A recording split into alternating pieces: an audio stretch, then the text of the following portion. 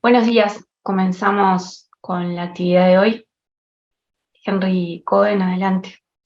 Bueno, buenos días a todos. Es un placer estar en representación de ECO Uruguay hoy en esta última actividad de este foro latinoamericano que llevó varios meses y que contó con la colaboración de múltiples científicos de varias partes de nuestro continente y también del norte, gracias a la colaboración de la Universidad de Nuevo México y una importantísima contribución de decenas de colegas que se fueron integrando a medida que pasaba estas diferentes teleclínicas de muchos de nuestros países latinoamericanos.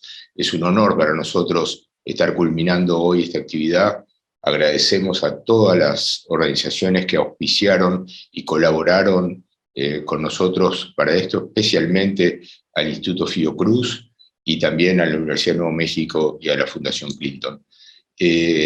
Hoy tenemos un cierre de lujo con dos invitados de primer nivel para una actividad que le hemos dado en llamar pandemia y pospandemia, y para que estos invitados a los cuales hacía referencia hagan los comentarios que van a ser seguramente muy ricos y estimulantes para todos nosotros.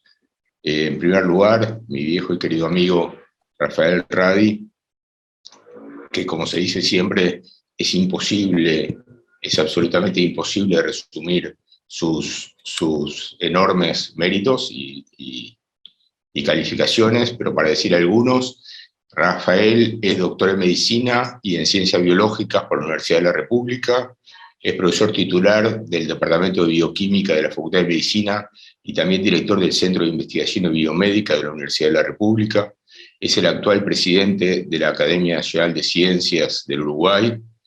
Fue coordinador del Grupo Asesor Científico Honorario del Presidente de la República durante el tema COVID-19. Entre sus múltiples honores se puede decir que fue el primer uruguayo elegido como miembro internacional de la Academia Nacional de Ciencias de los Estados Unidos, y por decir un par de cosas más, el año pasado fue también el primer uruguayo seleccionado para el Premio Nacional de Ciencias, y hace solo una semana fue distinguido como profesor emérito de la Universidad de Madrid. Así que todas estas cosas, Rafael, tú me perdonarás que no puedo seguir porque si no nos llevaría más que toda la hora, y para nosotros es un gran honor tenerte aquí, además del gusto de la amistad. María Pía, si quieres presentar al invitado, tu compatriota, adelante. Buen día a todos. Buenos días a todos. Yo también quería agradecer la oportunidad de haber participado y de estar participando hoy en el último día de nuestros eventos. Agradecerle a Henry, a Victoria, a Álvaro, Elisa y a todas las personas involucradas. Y presentar también de manera breve, porque si no también llevaría mucho tiempo, la presentación de Esteban Portela, nuestro vicedirector del Instituto Nacional de Infectología del Hospital de Fiocruz, investigador, trabaja en la asistencia, tecnología, investigación, VIH, hepatitis, y desde el comienzo de la pandemia de COVID también fue muy activo en la parte de investigación, participó en estudios de OMS y también en terapias de intervención en nuestro centro hospitalario, que fue una de las grandes referencias que tuvimos en Brasil en el combate a la COVID-19. Es un gran placer estar presentando a Esteban, que además de ser un excelente, espectacular profesional, también es un gran amigo, que tenemos el placer de compartir el trabajo con él. Queríamos avisarles también a todos que tenemos interpretación simultánea para el portugués y el español. Entonces solo buscan el icono de traducción y allí eligen el idioma que desean oír y pueden escucharlo de esa manera. Comenzamos con Rafael. Bueno, muchas gracias por la invitación. Gracias al profesor Cohen, querido amigo, por invitarme a este cierre. Entiendo que la iniciativa de ECO, que ha sido súper importante para América Latina en los últimos años, a punto de partida de lo que se vivió en la pandemia se expandió y las actividades que ustedes realizaron aumentaron en impacto y llegada en toda América Latina. Así que, bueno, felicitaciones por mantener esto, por hacerlo crecer y siempre mantener la calidad. Así que felicito a todo el equipo que ha trabajado y saludo a los colegas que nos están siguiendo. Me pidieron algunos comentarios sobre algunas acciones en el marco de la pandemia COVID-19. Voy a centrarme en algunos aspectos en donde me tocó participar directamente y luego iré dándole alguna conexión con lo que pasó a nivel del mundo. Ya sabemos que las trayectorias de la pandemia, prácticamente si uno observa lo que ocurrió en 200 países, hay 200 trayectorias diferentes. Lo que fue el enfoque a nivel global fue un enfoque polidisperso, que careció de homogeneidad, de acciones, y donde cada país, y lo que incluye la región del sur de Latinoamérica, que es donde está Uruguay, fue tomando sus decisiones independientemente de lo que hacían los países vecinos, y eso en general veo que no fue un buen abordaje, y se careció de la gobernanza necesaria y la fuerza necesaria de los organismos internacionales multilaterales, de los cuales los países son miembros, pero muchas veces nuestros propios países teníamos dificultades para, digamos, generar una política de salud pública, al menos de carácter regional. Eso Uruguay lo sufrió en particular por la frontera extendida que tiene, entre otras cosas, con Brasil, que son más de 1000 kilómetros.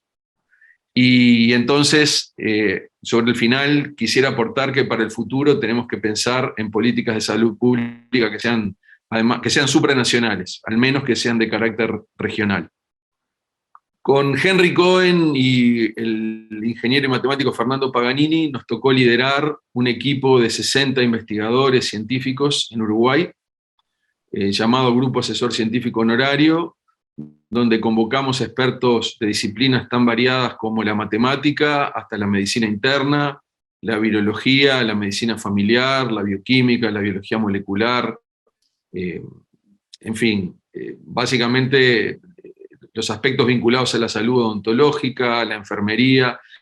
Y ese equipo trabajó en forma transversal durante 15 meses, proveyendo asesoramiento en tiempo real al Poder Ejecutivo, pero luego esto se expandió y también tuvimos interacciones con el Parlamento y en general con la sociedad, y fue una experiencia que le permitió al Uruguay ir tomando en buena parte de la pandemia decisiones basadas en evidencia.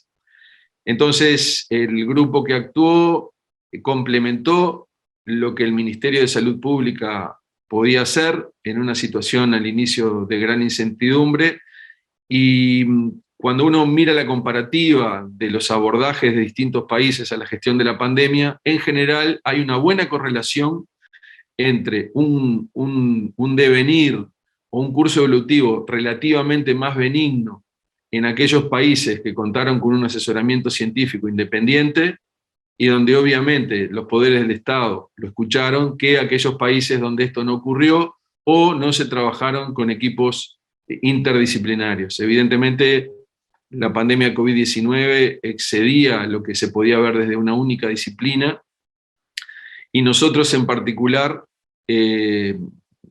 también identificamos en determinado momento de la pandemia que los aspectos de comportamiento de la sociedad y de comunicación hacia la sociedad se volvían muy importantes, porque en un fenómeno de tantos meses y tan extendido, y con el fenómeno de fatiga de la pandemia que empezó a ocurrir a partir del segundo semestre del 2020, era evidente que por un lado la transparencia de los mensajes, su consistencia, y por el otro lado entender el comportamiento social iban a ser fundamentales para tener mejores resultados.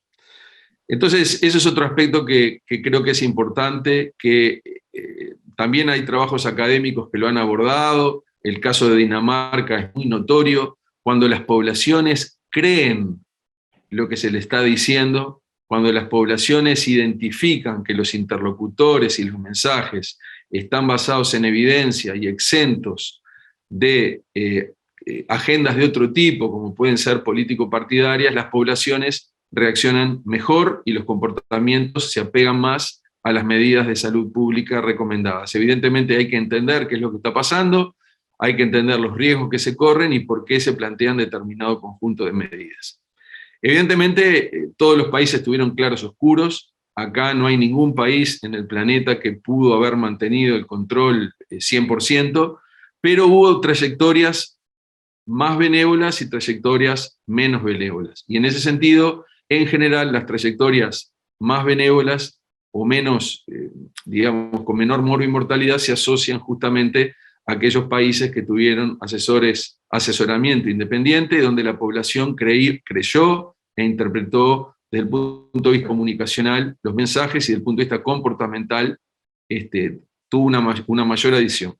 En el 2020, a las medidas de intervención no farmacológicas. En el 2021, a los planes nacionales de vacunación. Digamos, estos son como dos ejes de lo que fueron las estrategias en las distintas etapas de la pandemia, donde naturalmente el comportamiento y la voluntad de la población fueron esenciales. Un asunto que para nosotros fue muy importante en el Uruguay y que también distintos trabajos académicos lo han abordado, es que en aquellos países donde los líderes políticos tomaron posiciones no científicas en relación al devenir de la pandemia, a esos países les fue peor. Y el caso paradigmático es Estados Unidos, donde notoriamente hubo un enfrentamiento entre el presidente pasado de Estados Unidos y los institutos nacionales de investigaciones en enfermedades infecciosas y transmisibles, en particular lo que era la posición del equipo del doctor Anthony Fauci. Entonces, un país que cuenta con una plataforma científica del más alto nivel, con un sistema de salud potente, sin embargo, desde el punto de vista de lo que fueron los resultados de salud pública, fueron bastante pobres. Y eso también nuevamente, mientras que en otros países, algunos del sudeste asiático inclusive, que no tenían sistemas científicos y sanitarios tan potentes, las trayectorias fueron más benévolas a punto de partida de una mayor adhesión de la población global a las medidas de salud pública. El volumen de la información generada ha sido gigante. Si nosotros miramos diciembre de 2019, no había ningún trabajo publicado con las palabras claves COVID-19 o SARS-CoV-2. Si uno mira octubre 2022, un año y medio después, hay 300.000 trabajos publicados que surgen de las bases, por ejemplo, de PubMed. Por lo tanto, hubo que hacer un gran esfuerzo de incorporación, jerarquización, análisis, síntesis y luego transferencia de esa información para que fuera de utilidad para la población. Y en medio de todo eso, y pensando en el plan de vacunación, obviamente que hubo un cambio importante con la aparición de plataformas vacunales diferentes a las tradicionales, donde no solamente en el caso de las vacunas basadas en RNA mensajero, fue importante la investigación científica desarrollada desde finales de la década de los 80, principios de la década de los 90, para poder estabilizar el ARN mensajero para que realmente pudiera hacer síntesis de proteína a partir de un ARN mensajero sintetizado in vitro, sino que además algo que es muy importante y de lo que se habla poco, la nanoencapsulación con combinaciones de lípidos apropiadas es lo que permitió el delivery correcto de este material hacia las células del sistema inmune que luego empiezan a montar, a las células en general y células del sistema inmune que luego empiezan a montar lo que es la inmunidad vacunal. Entonces, hay más de 3 décadas de investigación, tanto en lo que fue la tecnología de las plataformas del ARN mensajero, como de lo que son los lípidos que protegen y encapsulan para poder llegar a estas vacunas a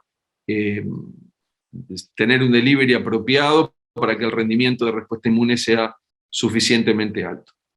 Las pandemias tienen distintos fines, podrían tener un fin biológico, y uno podría definir cuándo es el fin biológico de una pandemia.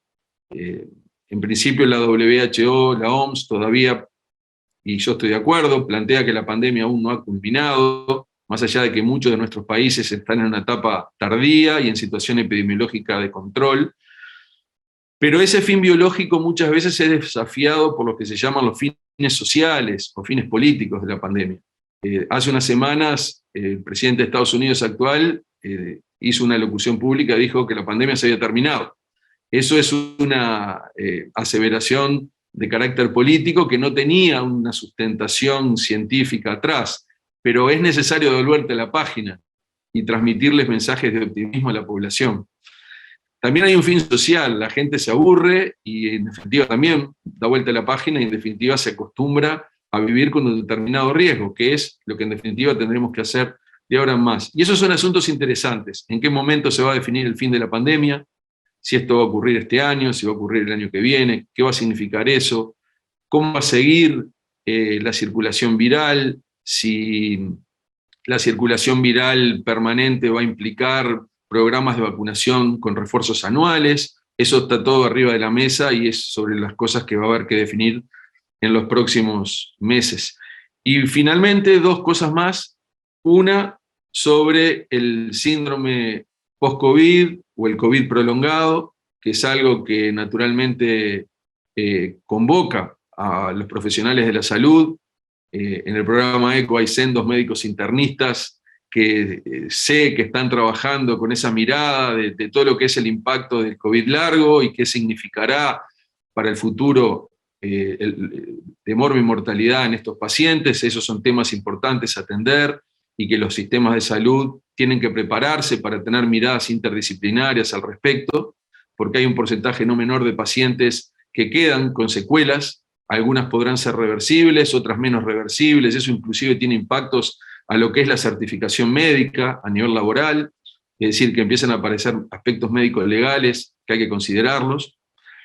Y por otro lado, hemos detectado, creo que en todos los países, algunas debilidades en relación a la generación, análisis y procesamiento de datos de nuestros institutos de salud pública, y esto debería ser reforzado, mejorado, de cara a lo que puedan ser futuros eventos de enfermedades transmisibles.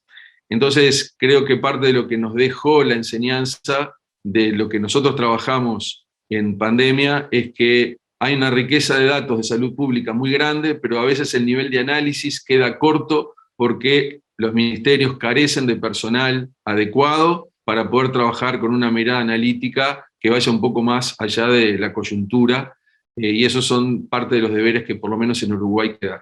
Así que esos serían algunos de mis comentarios y nuevamente felicitaciones y agradezco la invitación. Muchas gracias, Rafael. Seguimos, María Pía. Sí, seguimos con, me parece que a gente segue con Esteban. Sí, seguimos con Esteban, y luego volvemos para leer las preguntas y poner algunos puntos acá. Esteban. Em primeiro lugar, agradeço ao convite, é um grande prazer poder participar aqui de um fórum desse nível, desse quilate, com nossos colegas uruguaios. O Uruguai, na verdade, é um país que eu tenho profunda admiração, tenho alguns ídolos aí, políticos, literários, musicais, e por que não dizer futebolísticos também, no Uruguai. Então, é um grande prazer estar aqui, de fato. E comentando um pouco sobre os nossos aspectos da nossa reação e da nossa percepção da epidemia da Covid-19, da pandemia. Em primeiro lugar, na verdade, era uma pandemia como essa, né, estava... En primer lugar, una pandemia como esa, bueno, no estaba en el radar la mayor parte de los infectólogos. Por una enfermedad viral respiratoria con alta tasa de mortalidad, como para causar un impacto tan significativo en el servicio de salud y en la población en general. Y de cierta manera también ese es otro problema. Al mismo tiempo dejara un enorme porcentaje de personas infectadas, saludables lo suficiente, si bien estuviesen infectadas, tenían salud suficiente para desplazarse de un lugar a otro y desparramar el virus de esa manera. Son algunos aspectos que vuelven una epidemia como esta desafiante, mucho más desafiante que el ébola, porque es una enfermedad donde cuando la enfermedad llega a una aldea, rápidamente deja una parte, un gran porcentaje inmune y otra parte de la población debilitada lo suficiente para que tenga dificultad en desplazarse. Eso hizo con que se acelerara muchísimo la enfermedad, la transmisión de la enfermedad. Entonces, mucha gente transmite sin sentir gravemente los efectos de la enfermedad.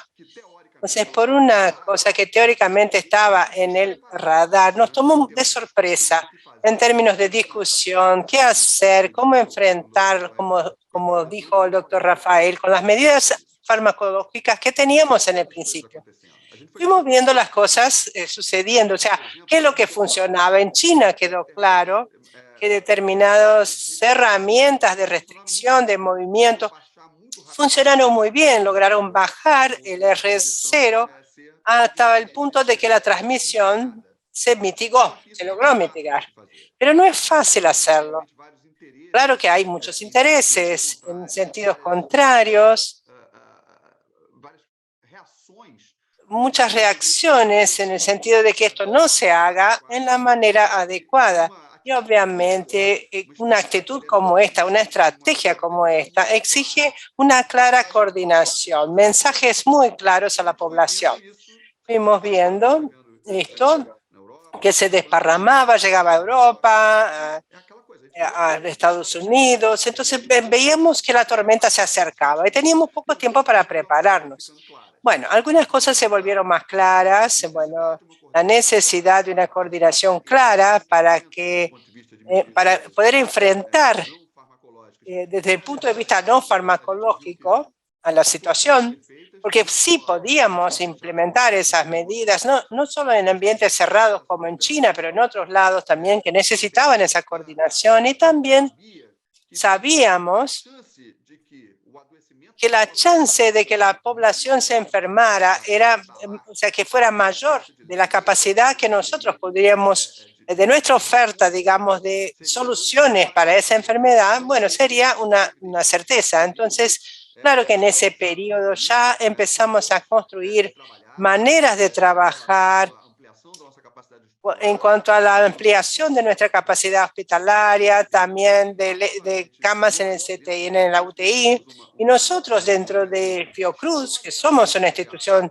histórica, históricamente asociada, a enfrentar esos desafíos. Desde el principio nos pusimos, cuando surgió la epidemia de ébola en África, inmediatamente dedicamos un espacio en nuestro hospital al aislamiento de esa potencial amenaza sanitaria. Con COVID no fue distinto.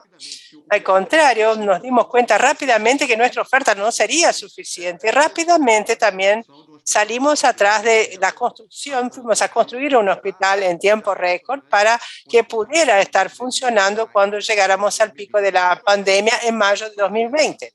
Otro aspecto importante que se mencionó, en 2020, algunos meses después del principio de la pandemia, ya teníamos centenares de miles de artículos y documentos en las redes hablando sobre COVID-19. ¿Y qué podríamos extraer de la lectura de tantos documentos? Había otro problema. Por la desesperación de la situación, no necesariamente todos esos estudios se condujeron de la mejor manera desde el punto de vista científico. Otro problema grave. Nunca se leyó tanto, nadie conocía Bear Archives, prácticamente pasó a ser conocido a partir de ese momento. Y eso trajo un problema por la enorme necesidad que teníamos todos de encontrar mejores herramientas para combatir la COVID. Entonces empezamos a incorporar estudios con estrategias que no estaban claramente asociadas a beneficios. Eso trajo mucho ruido a la comunicación. Había entonces dentro de muchos de nosotros, y hablo de Fiocruz, pero sé que otras instituciones también se sienten reflejadas, había un esfuerzo antes de que la pandemia llegara para tener una articulación para recoger datos con satisfacción y realizar estudios en colaboración con otras instituciones por ahí internacionales para ofrecer respuestas más claramente basadas en el método científico. México. Entonces empezamos a coordinar el estudio OMS de solidaridad. Fue una lucha porque en Brasil todo se volvió un tema político, pasó a ser una idea de que la idea de que no era ético tener un grupo control. Teníamos que ofrecer tratamiento a todos cuando no había un tratamiento claro establecido para la enfermedad. Entonces, era un disparate en términos técnicos científicos. Necesitábamos estudios controlados, es claro, pero que lograran dar respuestas rápidas. Nos preparamos para eso y con el tiempo, bueno, tardó un poco, pero fuimos logrando acertar esos temas, o sea, invocar estos temas. Había una idea, mucha resistencia en cuanto al distanciamiento social y una idea política de que podría ser una alternativa para el aislamiento social, la oferta de un tratamiento sin respaldo científico como fueron los inicialmente planteados. Y con el tiempo claramente se identificaron como no benéficos para nuestros pacientes. Entonces, en Brasil faltó una clara coordinación de herramientas no farmacológicas, principalmente el distanciamiento social, faltó claridad de una respuesta medicamentosa, faltó la idea de que nada de eso estaba basado en datos de literatura científica y sobró un trabajo un poco desarticulado, pero muy corajudo de los profesionales de punta. Y también algunos sectores articulados de la sociedad civil, de la academia y de instituciones de investigación. Llegamos al clímax de la pandemia en mayo, junio más o menos de 2020. Fue el primer momento muy malo que vivimos en el país. En abril, mayo tuvimos el primer pico grave que tuvimos y tuvimos también la enfermedad. O sea, y también tuvimos algo muy malo que fue que nuestros profesionales se enfermaron. O sea, empezaron a enfermar. Tenemos que prestarles homenaje a todos esos compañeros. Fue un momento muy doloroso que tuvimos en Fiocruz, un profesional muy guerrero, muy luchador, y nunca lo vamos a olvidar, y nunca vamos a olvidar su actuación en todos momentos. Entonces, fue un momento muy triste, porque empezamos a perder profesionales que se enfermaron, que se enfermaban, que perdían familiares, pero seguían perseverando en la lucha. Ese fue nuestro primer momento complicado. No el primer momento, disculpen, fue el pico más dramático durante la epidemia. Y cuando empezó a bajar un poco para julio, junio, la duda, ¿esto se está yendo? ¿Va a volver?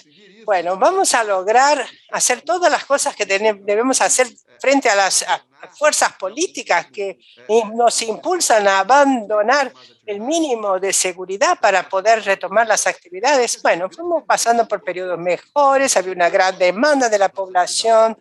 Todos queríamos volver a las actividades, nuestros hijos estaban en las casas, perdiendo parte de su juventud, metidos en esa niebla de poco espacio social. Entonces eso terminó septiembre, octubre, a fines de año empieza un nuevo ciclo, principalmente entrando por el norte de Brasil, la región más afectada en la primera tanda de la pandemia. En diciembre, Manaus es gravemente afectada por la pandemia de la variante Gamma. Empieza entonces todo nuevamente, una pesadilla, falta de oxígeno, falta de material médico para ayudar a la población y veíamos entonces el desastre que se volvió en la Amazonas en ese momento. Entonces nos dimos cuenta que teníamos que siempre estar con la atención puesta y bueno, finalmente y por suerte empezó la vacunación en ese momento y que fue algo muy positivo. Nuestro sistema de salud tiene mucha fuerza y credibilidad ante la población brasileña. Entonces, la población adhirió a los proyectos de vacunación, al proceso de vacunación, y eso hizo con que nuestro año 2021 fuera mejor al principio, si bien también fue bastante complicado justo antes del segundo semestre, porque, bueno, los planes de vacunación tuvieron su rezago. Pero bueno, con la población con una parte más grande de la población ya vacunada, se volvió todo más fácil. También tuvimos 2 picos de transmisibilidad más este año, pero no tuvieron como resultado casos graves porque la vacunación tuvo éxito. Entonces, esto es una gran fuerza que construimos hace años de capilaridad en el servicio de salud con relación a las vacunas. Eso también tenemos que saludar hoy, porque realmente fue parte de todo lo que vivió el servicio de salud a lo largo de los años y seguimos teniendo un gran apoyo de la población y eso creo que es algo que no podemos perder. Esperamos que ahora podamos fortalecer todo eso. Estamos en un momento que, bueno, hay un desacelere de los casos, entonces podemos ofrecer más camas y entender mejor las nuevas amenazas de salud en contra de nuestra población. Y ya estamos trabajando en eso, ya tenemos la oferta de camas para otras enfermedades graves, infecciosas que tenemos en el país, pero siempre pensando en la posibilidad de que otra vez tengamos que transformar nuestro hospital o parte de él en un punto para enfrentar nuevas tandas, nuevas cepas de COVID o nuevas enfermedades respiratorias. Esos fueron algunos puntos que quise traer brevemente. Sé que el tiempo es corto, creo que me extendí demasiado, pero creo que en cuanto a lo que fue importante para nosotros durante la pandemia es lo que tenía para decir. Obrigada, Esteban. Perfeita colocação. Muchas gracias, Esteban. Muchas gracias. Realmente fue perfecto tu planteo. El tiempo es corto, pero bueno, estos son los principales temas.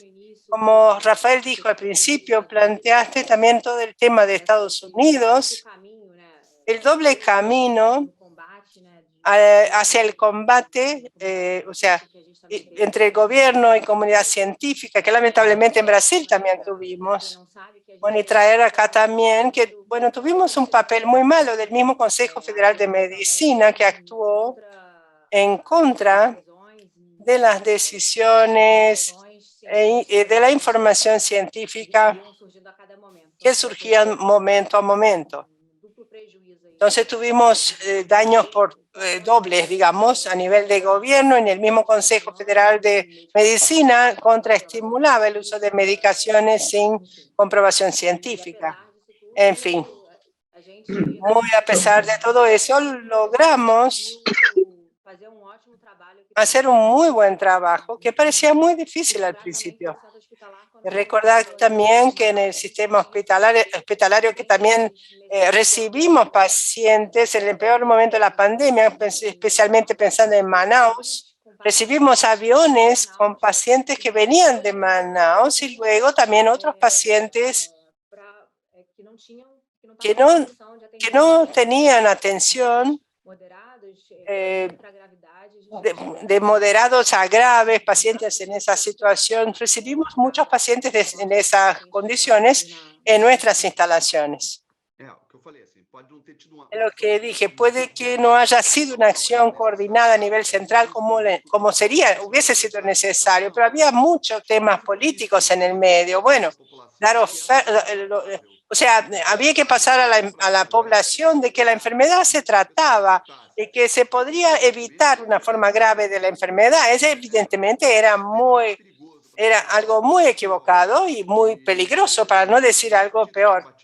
Y eso debía ser combatido. Esa desinformación, teníamos que combatir todo eso, toda esa desinformación. Aún con el desorden desde el punto de vista central, hubo actuaciones específicas de institutos y mucha solidaridad entre los estados y algunas instituciones de investigación, como en el caso de Fiocruz y de las universidades, porque nos ayudamos unos a los otros y fue muy importante.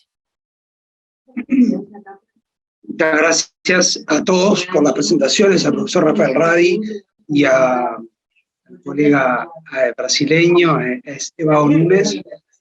Preciosas las presentaciones y las miradas de los dos. Yo creo que evidentemente, como decía Rafael, hay un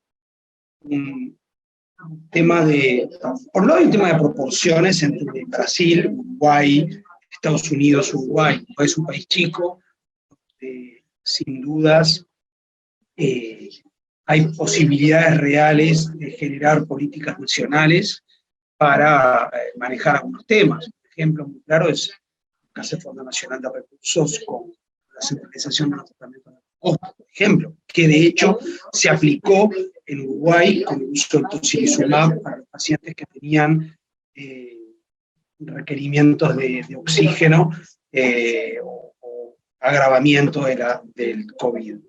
Lo que me parece que queda, pero lógicamente, como decía Rafael también, hay un conflicto evidente entre la ciencia y algunos gobiernos que no voy a decir que negaron la pandemia, o que por lo menos, usar un término que está de moda acá en Uruguay, ningunearon la pandemia o dieron una consideración menor de la pandemia. Ejemplo del gobierno de Estados Unidos y lo que le pasó a los brasileños y que derivó en una tasa de letalidad muy importante. Entonces, pero de todas maneras, la pandemia nos ha dejado muchas enseñanzas, nos ha dejado una tasa de mortalidad y de letalidad importante. Fíjense que en Uruguay la tasa de letalidad fue de 0,8%, casi 1%, y la tasa de letalidad de la infección por el virus del H1N1 fue 0,2%. O sea que realmente nos golpeó, nos multiplicó por 5 esa tasa de letalidad. Pero hay una cosa que quedó bien claro, que es la brutal interacción no solo entre la ciencia y los poderes políticos, sino entre los distintos grupos que trabajamos para la salud. Entonces está la enfermería, está la asistencia médica, están las ciencias básicas, están las ciencias médicas, las ciencias aplicadas, está la vacunología, o sea, hay un montón de interacciones que quedaron, en mi opinión, fuertemente fortalecidas. ¿Ustedes ven que esto pueda mantenerse en el tiempo? Les quiero preguntar a los dos, porque realmente es algo que se vivió desde el punto de vista nuestro, y de hecho creo que en las teleclínicas que hicimos a lo largo de este año, que organizamos con María Pía y con María Pía y con Victoria Franchi, bajo la supervisión de Henry, tratamos de abordar esta multidisciplinaridad y esta transdisciplinaridad, ¿verdad?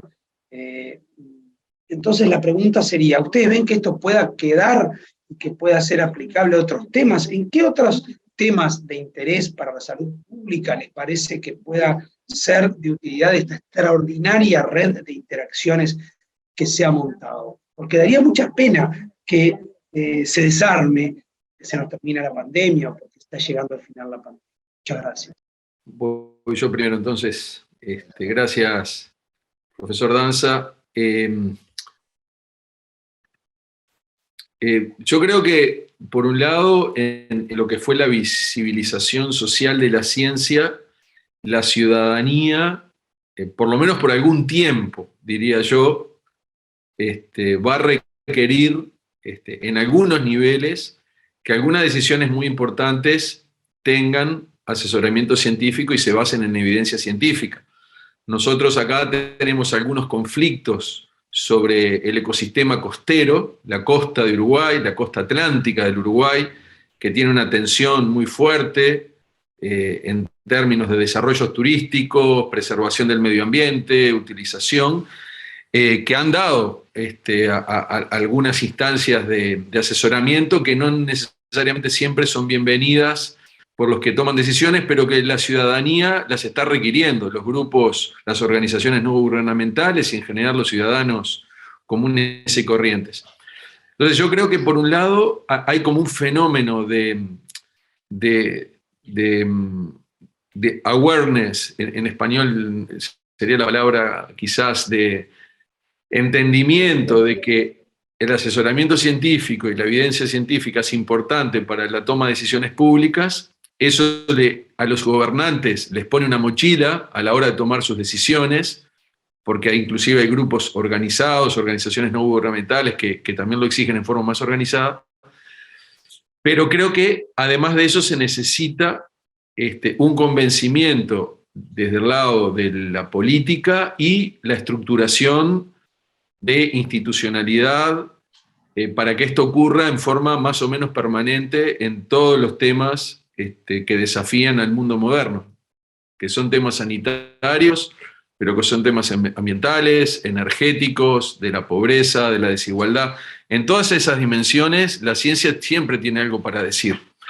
Pero claramente, para bailar tango se necesitan dos, y entonces es fundamental que el sistema político le dé ese espacio a la ciencia en forma permanente y que no lo vea como un conjunto de personas que desafían necesariamente a lo que la política quiere hacer, sino que le están aportando una dimensión que tiene que ser considerada. Creo que ahí tenemos algún ejemplo de judicialización de opiniones científicas reciente que son ejemplos muy malos, porque se parte de la base que algunas opiniones científicas en realidad pueden tener agendas político-partidarias que afecten a determinadas opciones de gobierno, y en general el quehacer científico no se maneja con esos códigos, y hay que generar, yo creo que hay que generar confianza, hay que generar puentes y hay que generar relaciones de buena fe. En parte eso sí se generó en Uruguay en pandemia, esos puentes se crearon, hay interacciones personales, institucionales, pero yo creo que en el caso de nuestro país, Uruguay, quedamos como a mitad de camino. Todavía no hemos logrado, más allá de que la población sí se ha dado cuenta de una dimensión que antes no la tenía tan clara, del rol de la ciencia en las decisiones de las políticas públicas, todavía el país no ha logrado avanzar en cuanto a cómo se incorpora esto de forma permanente y de forma sistémica. Y para terminar, yo creo que la generación de confianza es muy importante entre los actores, entender cuál es el método científico y entender que la evidencia científica tiene una metodología para producirse y que eso es independiente del partido que gobierna. Eso es muy importante entenderlo. Hay principios generales que son totalmente inmutables. Pero de vuelta, es importante darles espacio al quehacer científico, entender que es una ganancia, y en ese asesoramiento lograr el equilibrio perfecto entre la confianza hacia el sector político, pero la independencia técnica. Y eso es algo muy importante.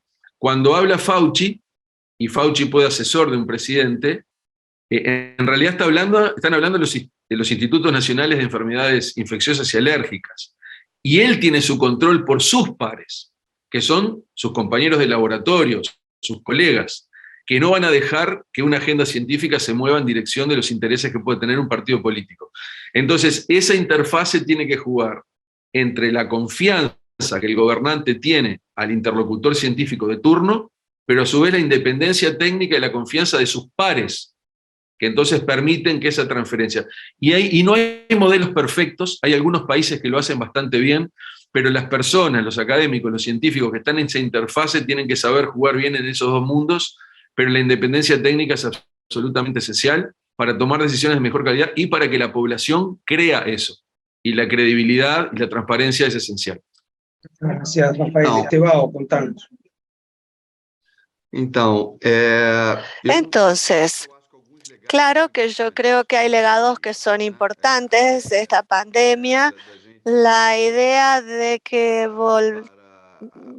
volvamos a un rigor más técnico y científico sobre el conocimiento y la colaboración interinstitucional es fundamental.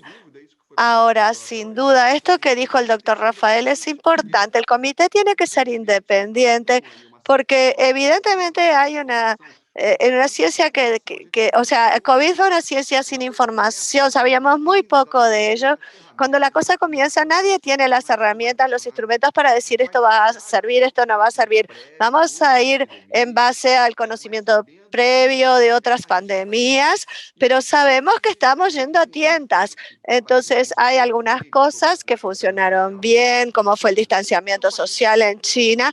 Había países que resolvieron no hacerlo. Los propios comités, los consejeros, infectólogos decidieron que no. Inglaterra inicialmente no lo siguió, Suecia no lo siguió en ningún momento, pero son otras realidades, son países donde la aislación social es casi un modus operandi, que la oferta era suficiente, si bien sufrieron mucho más que sus vecinos. Entonces, si no tenemos una independencia, encontramos lo que se nos dé la gana en Internet, en los estudios científicos, encontramos cosas a favor de aperturas de colegios, contra experiencias que funcionaron, experiencias que no funcionaron.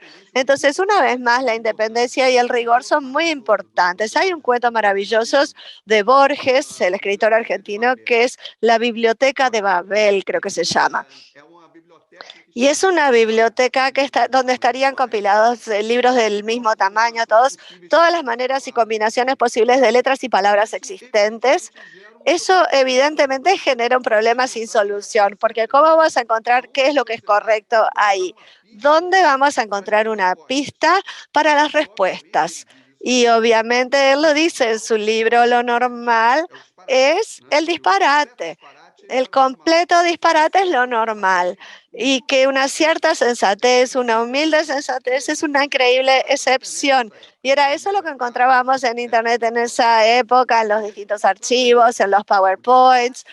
Los disparates eran la regla. La sensatez teníamos que investigar más, teníamos que buscarla. Ese punto es importante. La dificultad de hacer esa transformación exige rigidez en la evaluación del método científico y también independencia en esa evaluación. Creo que esos puntos son muy importantes, además de la colaboración entre los países para que la información, el conocimiento de la mayor precisión posible se alcance de la manera más rápida posible para ayudar a las demás poblaciones.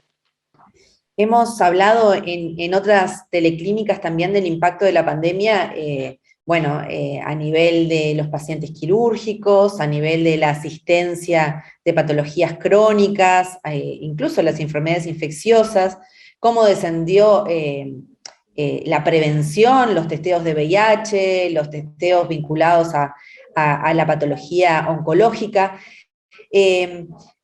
¿Cómo hacemos para mantener la alerta, para mantener esto de que la pandemia, como decían, no termina cuando nosotros queremos? Hay fundamentos biológicos para que se termine, y empezar a atender todo lo desatendido? ¿Cómo montamos un sistema de salud que alerta y que dé respuesta a todo lo que tiene que dar respuesta? Creo que eso es un desafío y bueno, quería saber la opinión ahí de Fiocruz, cómo lo están haciendo. Bom, esse punto. Ese es un punto importantísimo, de hecho. Hablamos mucho de COVID, del impacto de la COVID en el servicio de salud, por las camas, la ocupación de camas, pero realmente todavía no tenemos claridad, no medimos el impacto que tuvo en relación a la prevención, al tratamiento de infecciones crónicas, al rastreo de enfermedades crónicas en la población. Nosotros sabemos que los test de VIH cayeron demasiado. Sabemos que prácticamente en la pandemia se atrasaron de manera sin solución la Agenda 2030 para la erradicación de hepatitis, porque no hicimos diagnósticos, no tratamos a los pacientes. Si bien los tratamientos hoy son más fáciles, el monitoreo puede hacerse prácticamente de manera virtual. Entonces, el impacto en relación a los pacientes que no hicieron los análisis que tenían que haberse hecho para monitoreo, para control de neoplasias tratadas, de rastreo de nuevas neoplasias en poblaciones de riesgo, todo eso todavía lo vamos a tener que medir. Por otro lado, y es muy importante que podamos construir esos planes de contingencia para cuando surjan otras situaciones como estas. Una de las cosas que fue muy importante fue el avance de la telemedicina, que creo que puede ayudarnos mucho en el PrEP, en nuestro trabajo de profilaxia, la predisposición. Trabajamos mucho con telemedicina, eran personas saludables que hacen profilaxia para exposición, y ahí podemos trabajar la media farmacológica y el análisis de rastreo. Entonces, otras cosas pueden venir también de la mano de todo esto. Podemos trabajar otras cosas de una manera más a distancia, más remota. La oferta de medicamentos por plazo más prolongado fue una de las primeras cosas que hicimos. No podemos darles medicamentos para 2 meses, tenemos que dar medicación para 3 a 6 meses, porque estos pacientes no pueden estar trasladándose todo el tiempo. Entonces, es importante porque eso ya es una demanda anterior, minimizar el tiempo de permanencia de los pacientes en las unidades hospitalarias. Eso es importante, ya podíamos haber hecho eso, pero creo que la pandemia trajo esto, lo puso al frente de la escena y eso, la importancia de atender a la población, de atenderla bien, minimizando los riesgos de aglomeración, de traslados innecesarios. Entonces yo creo que independientemente de que haya aumentado el número de casos, la posibilidad de transitar más, como nunca sabemos lo que está ocurriendo en ese momento exacto, sabemos que el surgimiento de casos más graves en las redes hospitalarias ya anuncian que hay algo que está sucediendo hace 2 semanas, entonces tenemos que prevenirlo antes de eso, entonces tenemos que trabajar de manera de ir atrás de esos rastreos que no se hicieron, de las medidas preventivas y terapéuticas que puedan haber quedado para atrás, entender qué fue lo que sucedió, quizás este sea el primer paso, tener una fotografía de dónde están las principales brechas de esas demandas y trabajar con las herramientas que tenemos ahora para minimizar los riesgos que nuestros pacientes, brindando el mismo tipo de asesoramiento y herramientas de rastreo y tratamiento de la población. Tenemos una pregunta interesante de Nicolás Douglas que dice que si bien todavía no hay una definición consensuada de post-COVID, creo que lo que más se aproxima es la definición de la Organización Mundial de la Salud de condición post-COVID, entre comillas. ¿Están de acuerdo con ella o consideran que aún es una deuda pendiente? No sé quién se considera en condiciones de poder responder esta pregunta. Esteban, ¿estás con ganas? É uma pergunta difícil, de fato. Es una pregunta difícil, de hecho, el síndrome post-COVID es difícil porque fue una infección tan frecuente en la población, mucha gente que ni siquiera haya tenido conocimiento de que sí agarró COVID. Entonces, separar lo que es un síndrome post-COVID de las condiciones crónicas iniciadas luego del periodo de la pandemia, hasta por pérdida de rastreo, de dificultad de acceso. Tengo un paciente, por ejemplo, que tuvo COVID en marzo de un año y en enero del otro año tuvo zóster y está convencido que tuvo zóster por haber tenido COVID el año anterior. ¿Cómo separamos eso? Necesitamos una metodología más clara para definir qué se puede considerar post-COVID y que de hecho puede ser cualquier otra cosa. Recuerdo otro caso, debo citar un caso de Borges, un cuento de Borges que habla sobre la lotería de Babilonia, un proceso lotérico donde la gente iba invirtiendo, pagando por lo que iba a recibir, pero cuando toda la población empieza a participar de la lotería, nadie más sabe lo que se debe pagar, lo que está para recibir, qué es premio, qué no es. Y eso fue lo que sucedió en la pandemia. Casi todo el mundo tuvo COVID, una gran parte de la población tuvo. Entonces, aún sin COVID, dentro de esa población, íbamos a tener un enorme porcentaje de pacientes que iban a evolucionar con linfomas, síndrome respiratoria, leucemia, o sea, ¿qué de hecho se puede atribuir a la pandemia? Para tener una definición más clara, bueno, eso está mejorando, pero y no tenemos muy claro cuáles serían los marcadores diagnósticos que nos ayudan mucho, por ejemplo, en estudios de sangre u otros estudios laboratoriales. Necesitamos para mejorar la precisión de esa definición, para que quede claro qué síntomas aparecen con más frecuencia en pacientes post-COVID o pacientes, por ejemplo, con casos más livianos o pacientes que no tuvieron COVID siquiera. Eso creo que no está claro. Creo que nos damos cuenta de que hay gente que luego de la COVID perdió la capacidad de tener actividades deportivas, por ejemplo, pero otra vez, ¿qué es eso? ¿Es orgánico? ¿Es algo que vino de la pandemia, de la sensación de aislamiento, de los desórdenes emocionales y psíquicas que vinieron junto con el aislamiento? ¿Cuál es el punto acá? Entonces, creo que la gente tiene mucha seguridad y a veces habla, bueno, un 40% de los pacientes con COVID tuvieron complicaciones posteriores. ¿Qué base poblacional tenemos para este porcentaje? Creo que todavía navegamos con dificultad vemos casos clínicos, claro, que están asociados, tienen un nexo, un vínculo temporal muy claro con la COVID, pero la plétora de síntomas derivadas de la COVID no está clara. Para ir terminando, porque como era previsible, nos está quedando corto el tiempo.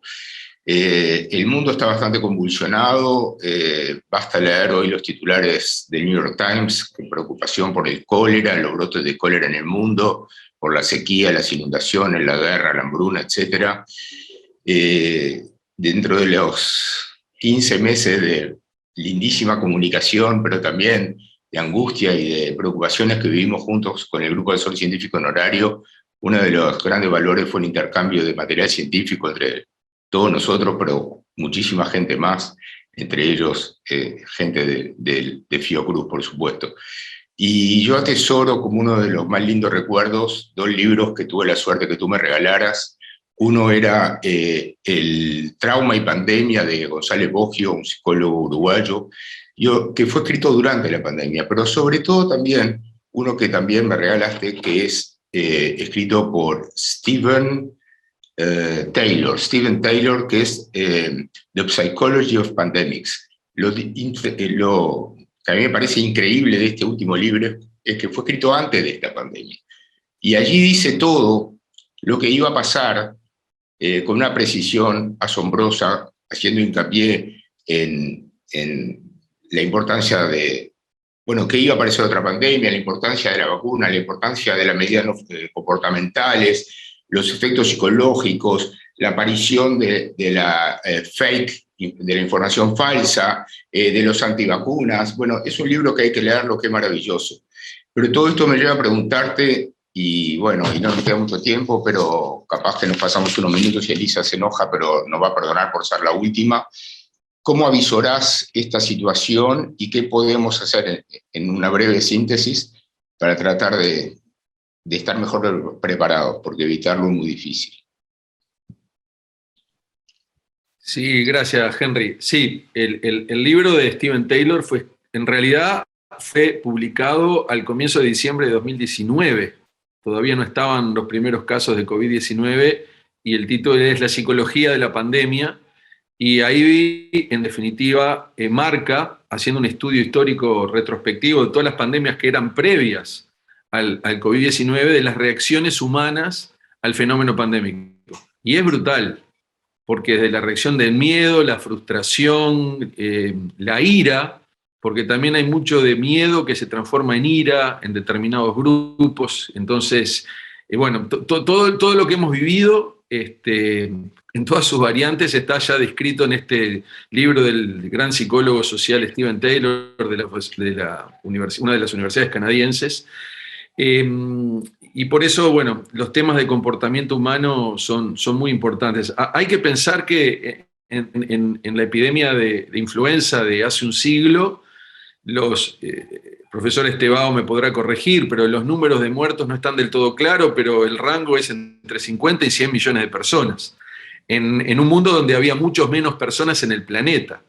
Y las estimaciones que se hacen ahora es que si no hubiesen habido medidas de intervención no farmacológicas y el programa de vacunación, seguramente no tendríamos cerca de 7 millones de muertos, sino seguramente casi un orden de magnitud más. Estos son estudios que se están haciendo, obviamente que hay modelado, pero recuerdo la ola de Omicron que tuvimos acá en Uruguay a principios de este año, porque parece que fue hace mucho, pero en realidad fue en enero de 2022, y nosotros podríamos haber tenido cerca de 250 a 300 muertos por día y tuvimos 10 veces menos.